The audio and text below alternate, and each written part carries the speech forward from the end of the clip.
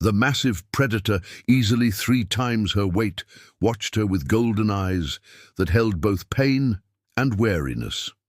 Around them, the sounds of illegal logging equipment grew closer, chainsaws and bulldozers that had already claimed thousands of acres.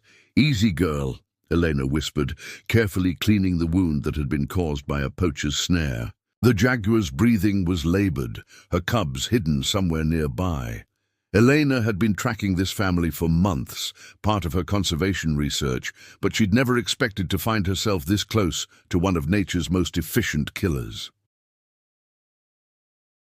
Chalil. Jaguar could have ended Elena's life with a single swipe, but something held her back. Perhaps it was the gentleness in Elena's touch, or the way she moved without the aggressive postures that usually accompanied human presence. Elena had spent years learning to read the language of apex predators, the tilt of a head, the position of ears, the rhythm of breathing that spoke of trust or threat. As Elena worked, applying antiseptic and carefully bandaging the wound, she noticed the jaguar's posture gradually relaxing. The great cat's eyes never left Elena's face, but the tension in her muscles eased. When Elena finished, she slowly backed away, giving the jaguar space to leave. But the jaguar didn't leave. Instead, she made a low, chuffing sound, a vocalization Elena recognized from her research as a form of communication between jaguars and their cubs. Moments later, 2 small cubs emerged from the undergrowth, approaching their mother cautiously. Elena held her breath as the jaguar stood, tested her treated paw, and then did something unprecedented. She approached Eleanor again, close enough that Elena could feel the warmth of her breath, and gently touched Elena's hand with her nose, a gesture of acknowledgement, perhaps even gratitude. The moment was shattered by the roar of approaching machinery. The logging crew had found them. Elena's heart raced as she saw the armed men emerging from the trees, rifles raised. The jaguar positioned herself between Elena and the threat, her cubs behind them both. "Don't shoot!" Elena shouted, standing slowly with her hands visible. "She's protected under international law." The lead logger, a man with scars across his weathered face, laughed harshly. "Protected? Out here, lady, the only law is profit. That cat's worth more as a pelt than alive, and you're trespassing on our operation." Elena felt the jaguar's muscles tense beside her. The great cat was preparing to fight, not just for her own survival or her cubs, but seemingly for Elena's. It was then that Elena understood something profound was happening. A bond was forming that transcended the natural order of predator and prey. "She trusted me to heal her," Elena said, her voice steady despite her fear. "And now she's choosing to protect me. Don't you see, this isn't about territory or dominance. This is about something bigger." The logger raised his rifle, but before he could fire, the jaguar did something that would later be recorded as the first documented case of an apex predator actively defending a human against other humans. She didn't attack the men. Instead, she stepped forward and released a roar so powerful, so commanding, that the entire logging crew took instinctive steps backward. In that moment, as Elena stood beside one of nature's most feared predators, both of them facing down human greed and violence, something shifted in the relationship between species. The jaguar had made a choice, not based on fear or hunger or territorial instinct, but on something resembling loyalty. The standoff lasted only minutes before the loggers retreated, unwilling to face the fury of a protective jaguar. But the impact of that moment would ripple outward, as Elena documented and shared her experience with the global scientific community. For the first time in recorded history, an apex predator had chosen to stand beside humanity, not as a domesticated animal or trained companion, but as an equal partner in the fight for survival.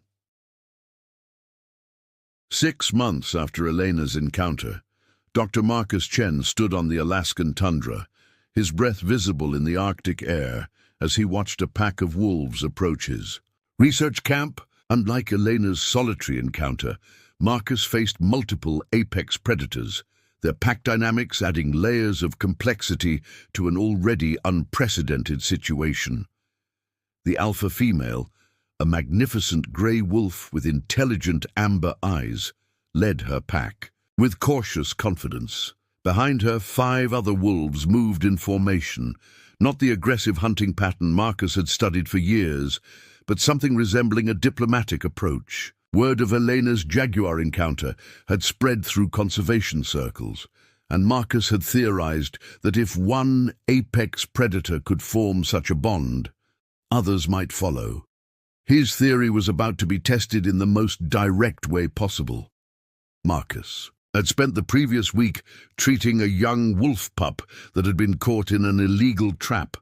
Working with local wildlife authorities, he'd carefully nursed the pup back to health while its pack watched from the tree line. The pup was ready to return to the wild, but Marcus hadn't expected the entire pack to come for the reunion.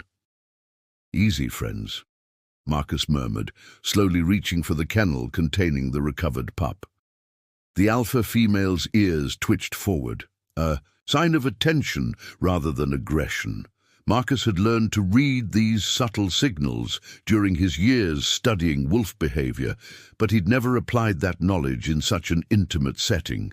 As he opened the kennel, the young pup bounded, out yipping with joy as it raced toward its pack. The reunion was heartwarming, wolves nuzzling and playful growling as they welcomed their family member home.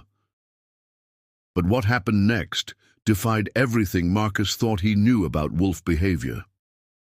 The alpha female approached Marcus directly.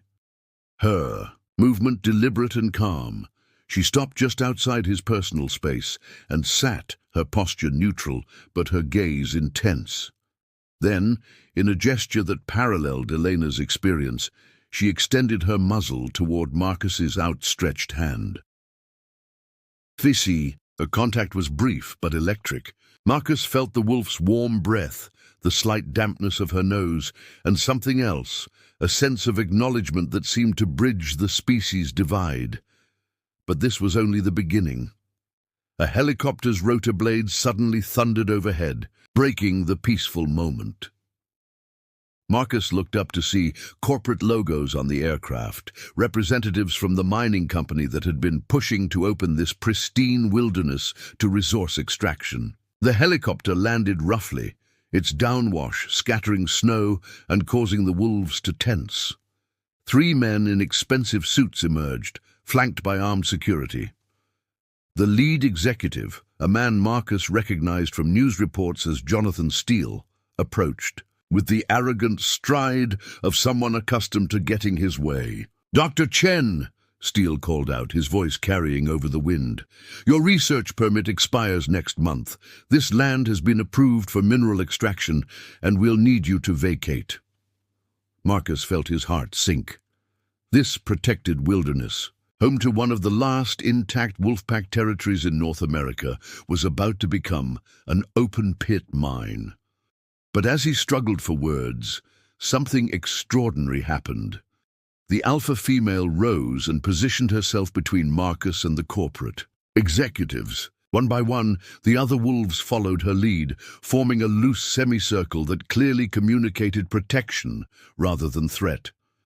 They weren't baring their teeth or growling.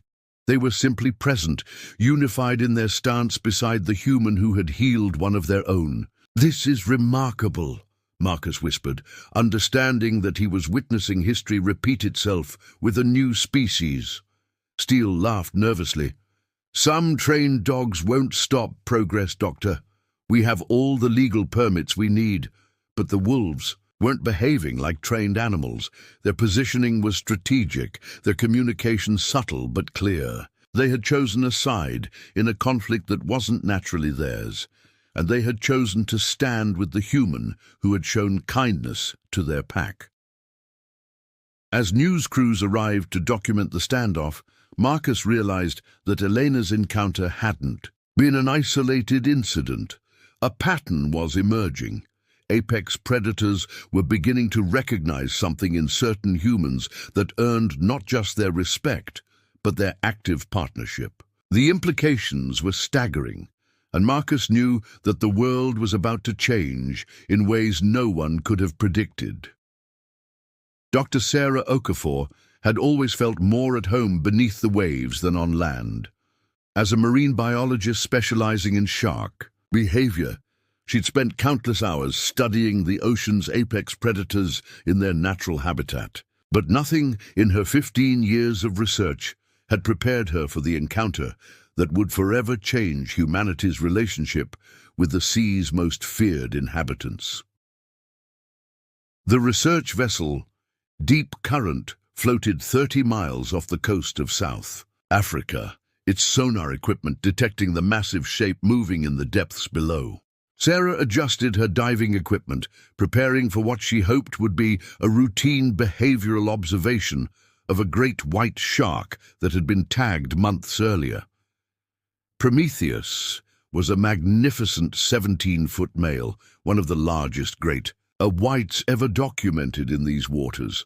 Sarah had been tracking his movements through satellite telemetry, noting unusual patterns in his behavior. Unlike the typical solitary nature of great whites, Prometheus seemed to be gathering with other apex predators, an unprecedented phenomenon that had drawn Sarah and her team to these waters. As Sarah descended into the blue depths, her underwater camera recording every moment, she saw him approaching through the murky water. Prometheus moved with the fluid grace that had evolved over millions of years, his powerful form cutting through the water with effortless precision. But there was something different about his approach. None of the aggressive posturing or investigative behavior typical of great white encounters. Instead, Prometheus seemed to be waiting for her. Sarah maintained her position in the water column, her breathing steady despite the adrenaline coursing through her veins.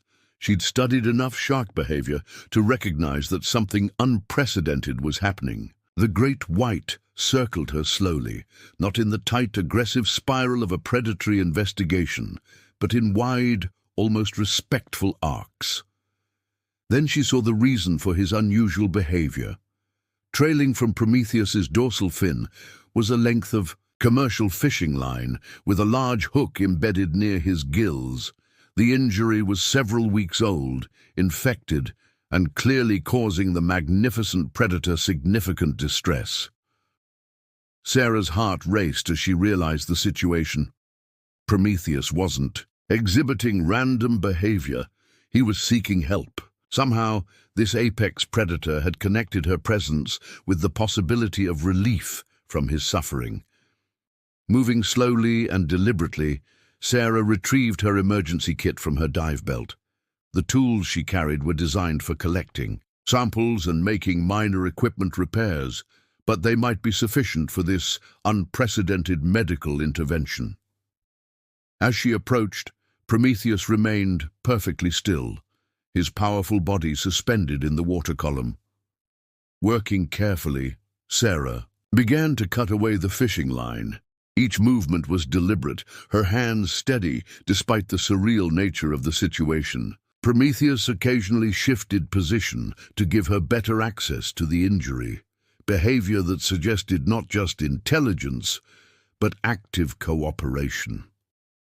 When Sarah finally extracted the embedded hook, Prometheus released a stream of bubbles, almost as if he were sighing with relief.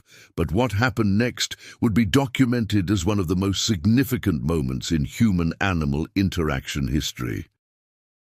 3 more great whites emerged from the depths, approaching Sarah and Prometheus with the same calm, purposeful movement. Sarah recognized 2 of them from her research, females from the local population that had shown similar behavioral anomalies in recent weeks. The sharks positioned themselves around Sarah, not in an aggressive formation, but in what could only be described as a protective circle. Their message was clear: she was under their guardianship. The moment was interrupted by the sound of engines above. Sarah looked up to see the dark silhouette of a commercial fishing vessel, its massive nets already deploying. This was one of the factory ships that had been decimating local fish populations, using illegal practices that endangered not just the ecosystem, but species like the great whites. As Sarah watched in amazement, Prometheus and the other sharks began to move in coordination. They swam toward the surface in formation, their dorsal fins breaking the water in a display that sent the fishing crew into panic. But the sharks weren't attacking, they were demonstrating. Sarah surfaced to witness something that would make headlines around the world. The great whites were actively herding the fishing vessel away from their territory, using their reputation as nature's perfect predators to protect the waters they shared with the human who had shown them kindness. Captain Rodriguez of the fishing vessel later reported that the sharks' behavior was unlike anything he'd seen in 30 years at sea. They weren't acting like animals, he told reporters. They were acting like guardians. As Sarah floated at the surface, watching the sharks escort the fishing vessel to safer waters, she understood that the ocean's apex predators had made the same choice as their terrestrial counterparts. They had chosen to stand beside humanity, not all of humanity, but those who approached them with respect, understanding, and genuine care for their well-being. Captain James Redhawk had always felt a spiritual connection to the birds of prey that soared over the Montana wilderness. As a member of the Blackfeet Nation and a wildlife rehabilitation specialist, he understood better than most the sacred relationship between predator and landscape. But even his cultural background and professional expertise couldn't have prepared him for the alliance that was about to form in the skies above Glacier National Park. The rehabilitation center James operated sat on the edge of traditional Blackfeet territory, a sprawling facility where injured raptors recovered before returning to the wild. Golden eagles, peregrine falcons, red-tailed hawks, and great horned owls had all passed through his care, each species teaching him something new about the intelligence and adaptability of aerial apex predators. On this particular morning, James stood in the center of his largest flight enclosure, preparing to release Aya, a magnificent golden eagle whose wing had been shattered by an illegal gunshot 3 months earlier. The healing process had been long and delicate, requiring surgical intervention and weeks of physical therapy. But Aya had proven herself to be a fighter, and James could see in her fierce amber eyes that she was ready to reclaim the sky. As James opened the enclosure door, Aya perched on his gloved arm, her talons gripping with familiar pressure. She was a massive bird, her wingspan stretching nearly 8 feet, her presence commanding the respect that had made eagles sacred to his people for thousands of years. "Fly free, sister," James whispered in the traditional language of his ancestors. Aya launched herself from his arm with powerful wing beats, climbing rapidly into the crisp mountain air. James watched with the mixed emotions he always felt during releases. Joy at seeing a healed creature return to freedom, tinged with sadness at saying goodbye to a patient he'd grown to know intimately. But Aya didn't disappear into the distance, as most released birds did. Instead, she circled back, calling out with the piercing cry that had echoed through these mountains for millennia. As James watched in amazement, other raptors began to appear, birds he'd released over the years, their distinctive markings familiar to him. Within minutes, the sky above the rehabilitation center was filled with birds of prey. Golden eagles, bald eagles, peregrine falcons, red-tailed hawks, and even several great horned owls had gathered in an unprecedented aerial assembly. They wheeled and soared in complex patterns, their calls creating a symphony that spoke to something primal in James's soul. Then he heard the sound that made his blood run cold, helicopter rotors approaching fast and low. 3 military-style helicopters crested the ridge, their unmarked black surfaces gleaming in the morning sun. James recognized the aircraft type from news reports, private military contractors hired by the energy consortium that had been pushing to open sacred Blackfeet lands to fracking operations. The helicopters landed roughly in the meadow adjacent to James's facility, disgorging armed men in tactical gear. Their leader, a sharp-faced man with the bearing of ex-military, approached with documents in hand. "Captain Red Hawk," the man called out, his voice carrying the authority of someone accustomed to intimidation. "I'm Colonel Mason, representing Northern Energy Consortium. We have federal permits to conduct seismic surveys on this land. You'll need to relocate your operation immediately." James felt his jaw tighten. The consortium had been fighting legal battles with the Blackfeet Nation for years, seeking access to oil and gas reserves beneath traditional hunting grounds. The rehabilitation center sat on a crucial piece of that territory, land that James's grandfather had fought to protect decades earlier. "This is sovereign territory," James replied, his voice steady despite his anger. "Your permits don't supersede tribal law." Mason's smile was cold. "Federal energy security takes precedence, Captain. We have authority to remove any obstacles to our operation." As if responding to the threat in Mason's voice, the circling raptors began to descend. Aya led the formation, her powerful form dropping from the sky with predatory grace. One by one, the other birds of prey followed, taking perches on fence posts, building roofs and vehicle tops throughout the area. The sight was breathtaking and intimidating, dozens of apex predators arranging themselves in a protective formation around James and his facility. Their positioning wasn't random, it was strategic, creating a natural barrier between the armed contractors and the rehabilitation center. "What the hell?" Mason muttered, his hand instinctively moving toward his. I wouldn't," James said quietly. "These birds have been protecting this land longer than humans have walked here. They know the difference between those who belong and those who don't." Aya released a piercing cry that was immediately answered by every other raptor present. The sound was overwhelming, a challenge that resonated through the mountains and valleys. Mason's men shifted nervously, their urban backgrounds leaving them unprepared for such a display of natural power. As news crews arrived to document the standoff, James realized that the pattern Eleanor, Marcus, and Sarah had experienced was continuing. The apex predators weren't just choosing sides. They were choosing to actively defend the humans who had shown them kindness and respect.